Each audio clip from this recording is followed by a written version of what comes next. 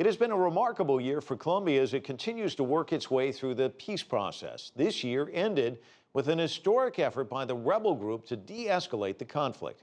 CCTV's Michelle Begue reports. 2014 was an eventful, if not decisive year for Colombia's peace process. Some might say it even had the dramatic elements of a Spanish telenovela. Scandal marked the start of the year as news broke in February that the Colombian military was allegedly wiretapping the peace negotiations in Havana, listening in on both the government and FARC rebel delegations. The impasse cast doubts on the military's support for peace talks. What dark forces are behind this? If there are loose wheels in the Army's intelligence, who are they informing?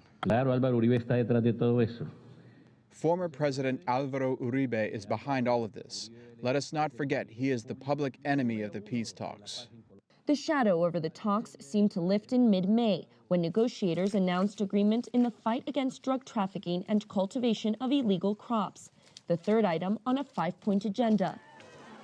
The peace process took center stage during the re-election campaign of President Juan Manuel Santos, and many saw his second-round victory in June as a referendum on peace.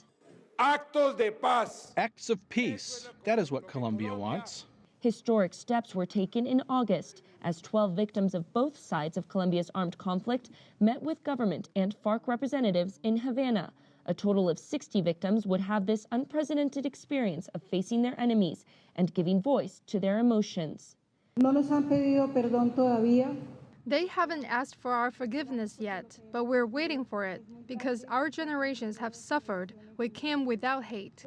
Despite the breakthroughs, there were still many skeptics, led primarily by former President Álvaro Uribe Vélez. And the end of the year brought dramatic shifts in direction and outlook. First by a hostage-taking by FARC that nearly scuttled the process entirely. The hostages included a Colombian general, but their release 2 weeks later brought government negotiators back to the table.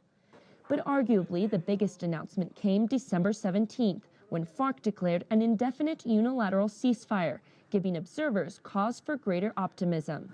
The protagonist of the peace process this year has been the FARC, without a doubt.